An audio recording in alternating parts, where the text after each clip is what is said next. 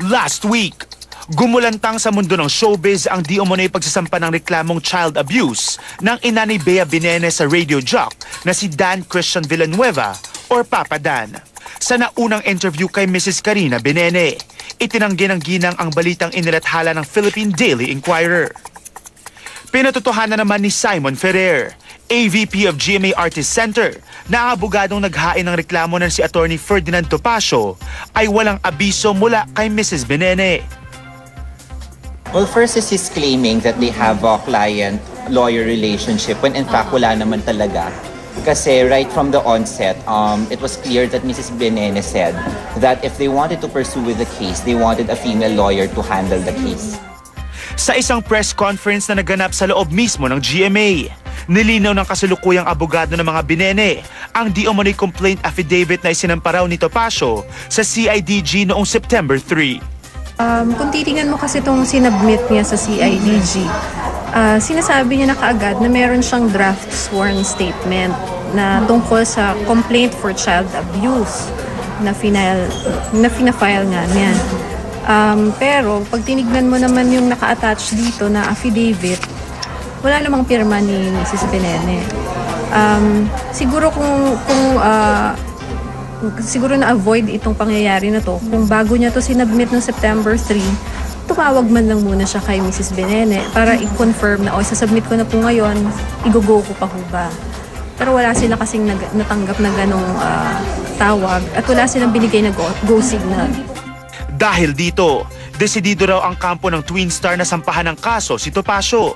Oo, mag-file ng administrative complaint laban sa kanila.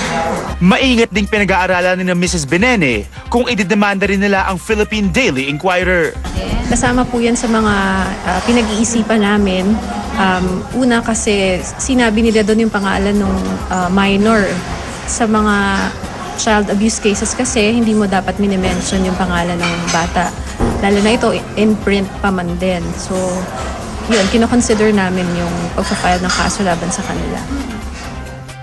Just this week, lumantad si Attorney Topacio at nagpa-unlock ng interview sa dalawang radio stations para depensahan ang kanyang sarili. Dito, marami siyang binitawang mga matitinding pahayag. Kaya ang buwelta ng abogado ng GMA Network na si Attorney Lynn Delfin. So ngayon kinukuha lang natin lahat ng mga statements na binigay niya, yung mga interviews niya doon sa iba-ibang mga stasyon. At sabi ko nga, di ba, may mga statements siya na ang issue na to sa pagitan ni Bea at ni Dan ay itinago daw ng network. At even doon sa isa niyang statement, sa interview niya, sinabi niya parang hindi itong unang pagkakataon. So parang gusto niya ipalabas na may ganitong uri ng, ganito ang gawain or patakaran ang GMA na hindi naman totoo. At sabi ko nga, pinag-aaralan din kung ano ba ang mga sinabi niya nakasisira or hindi na maganda para sa reputasyon ng GMA. Kasi kung ganun, ay maaaring gumawa ng legal na hakbang laban sa kanya. Sa nag-iinit na legal battle sa pagitan ng mga taong involved sa kontrobersya, apektado nga ba si Bea? Parang kasama lang namin si Bea nung isang araw. Tapos parang siguro dahil bata pa siya, talagang hindi niya talaga fully na-understand yung issue. Kung tatanungin mo nga siya kung kamusta siya, sabihin niya, ayun, masaya siya dahil yung album niya is doing really well. Tapos she's also excited for her upcoming project. Parang iba talaga yung mindset niya ngayon kasi ang parang gusto niya lagi may ginagawa. So lahat ng attention niya nandoon ngayon. Sana lang ma-resolve na to as soon as possible. Yes. And here's another issue na kumakalat this week tungkol sa pag-shelve ng bagong programa ni Ding Dong Dantes at ni Kylie Padilla. Meron pong official statement ang GMA7 tungkol dyan, and I'm gonna read it to you out loud now. Haram is a story about the love of Luis Ding Dong Dantes, a soldier who is of Christian faith, for a Muslim girl, Nadi, who is played by Kylie Padilla. Eventually, the soldier will find out that this love is haram or forbidden. This is the reason why Nadi's family is strictly against their friendship much more than their union. But because Luis's love is true, he wants to prove that he only has good intentions for Nadi. This pushes him to convert to Islam so that his love for Nadi would no longer be forbidden. This is the story of Haram, a story not just of a unique kind of love, but also about a Muslim family. and how they endeavor and strive to raise their children to be fitting and acceptable for Allah. It is the story's intention to make the viewers understand why a relationship between a Muslim girl and a man from outside Islam is forbidden, a doctrine which is also present in other religious beliefs.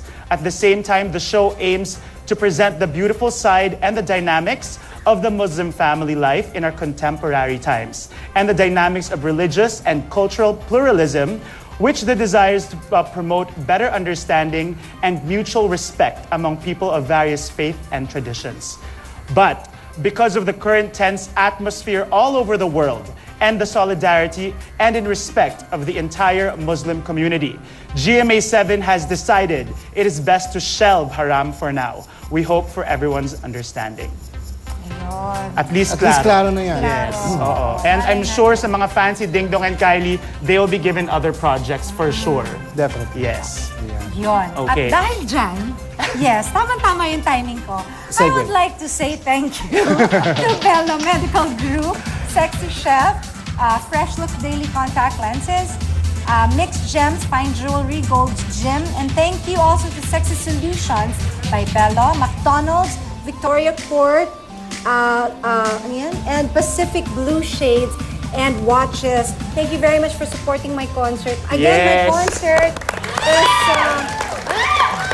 November 16 Ayan sila. at the MOA Arena, entitled Silver. This is my Silver. 25th year anniversary, and so I'm celebrating it with a concert. There you go. Ayun, hi din kay Ria Tan of Savers Appliance. Appliances, Appliance Depot, and Moss Manila. And hi to There you Doray de la Armente. He's watching right Eto now. na ang hot next natin. Ay! Loveless. Oh, Sinabi ito na. tutukan. Gusto mo ako na? Ikaw dapat. Ayan, ito, exciting po ito, mga kaibigan. Kailangan nyong panoorin.